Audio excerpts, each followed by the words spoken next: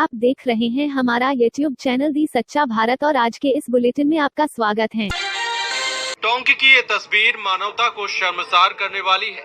यहाँ एक 60 साल का दिव्यांग ट्राइसिकल पर तड़पता रहा। उसकी बेटी लोगों से मदद की गुहार लगाती रही, लेकिन असंवेदनशीलता का आलम देखिए कि कोई मदद के लिए आगे नहीं आया।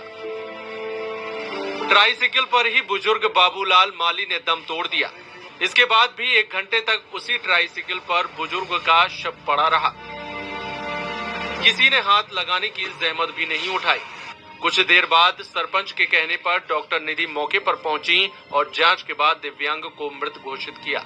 मृतक का उसकी बेटी के अलावा कोई नहीं है। ऐसे में पंचायत की ओर से ही अंतिम संस्कार करवाया गया।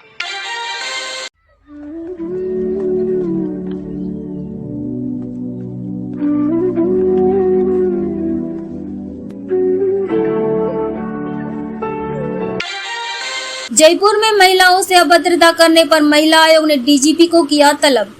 राष्ट्रीय महिला आयोग ने कहा है कि उनके संज्ञान में आया है मामला कि जयपुर से कुछ लोगों को जबरन हटाया गया और इस दौरान महिलाओं के साथ कथित तौर पर बदसलूकी भी की गई।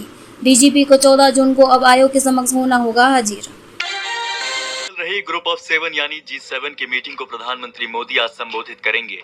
कोरोना के बढ़ते मामलों के चलते मीटिंग में वर्चुअली जुड़ने का निर्णय लिया गया है। ब्रिटिश प्रधानमंत्री बोरिस जॉनसन के निमंत्रण के बाद पीएम मोदी आज और 13 जून को इसमें वर्चुअली शामिल होंगे। इस बार मीटिंग की थीम बिल्ड बैक बेटर रखी गई है। 2 साल में यह पहला मौका है जब दुनिया की 7 बड़ी आर्थिक शक्तियों के नेता एक साथ मंच पर नजर आएंगे। वहीं G7 में चीन और रूस अलग अलग वजहों से इसका हिस्सा नहीं है। जम्मू कश्मीर के बारामूला में आतंकियों ने एक बार फिर पुलिस और सीआरपीएफ की टीम को निशाना बनाया। सोपोर में आतंकियों ने सुरक्षा बलों पर अंधाधुंध गोलियां बरसाई। हमले में 2 पुलिसकर्मी शहीद हो गए और 2 नागरिकों की भी मौत हो गई। इलाके की घेराबंदी कर सर्च ऑपरेशन चलाया जा रहा है। कश्मीर आईजी विजय कुमार ने बताया कि हमले के पीछे लश्कर ए तैयबा के आतंकियों का हाथ है। हमले में 2 पुलिसकर्मी घायल भी हुए हैं।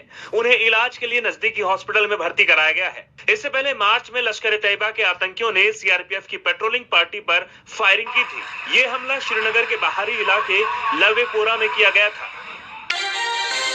देश में वैक्सीन की भारी कमी के बीच प्राइवेट अस्पतालों में इसके स्टॉक को लेकर बड़ा खुलासा हुआ है। हेल्थ मिनिस्ट्री के आंकड़ों के मुताबिक पिछले महीने निजी अस्पतालों में वैक्सीन की केवल 12% डोज का ही इस्तेमाल हुआ। स्वास्थ्य मंत्रालय की तरफ से 4 जून को जारी रिपोर्ट के मुताबिक मई महीने में देश भर में वैक्सीन की कुल 7 करोड़ 4 लाख डोज उपलब्ध कराई गई थी, जिनमें से 1 करोड़ 85 लाख डोज प्राइवेट अस्पतालों के लिए तैयार की गई। प्राइवेट अस्पतालों ने इनमें से केवल 1 करोड़ 29 लाख डोज ही खरीदी, लेकिन केवल 22 लाख डोज का ही इस्तेमाल किया। यानी मई में निजी अस्पतालों के पास 1 करोड़ 7 लाख वैक्सीन का स्टॉक मौजूद था। मुस्लिमों के पवित्र स्थल मक्का में लगातार दूसरे साल बाहरी मुल्क के लोगों को एंट्री नहीं मिल पाएगी। सऊदी अरब की प्रेस एजेंसी ने शनिवार को हज एवं उम्रा मंत्रालय का हवाला देते हुए बताया कि कोरोना संक्रमण के चलते दूसरे देशों के लोग इस बार भी हज की यात्रा नहीं कर पाएंगे।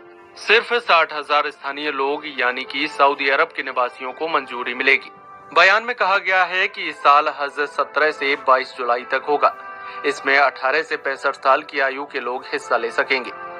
हज यात्रियों के लिए वैक्सीनेशन अनिवार्य होगा। पिछले साल 1000 लोगों को ही इजाजत मिली थी। सामान्य समय में हर साल लगभग 20 लाख मुसलमान दुनिया भर के देशों से हज करने सऊदी अरब आते हैं।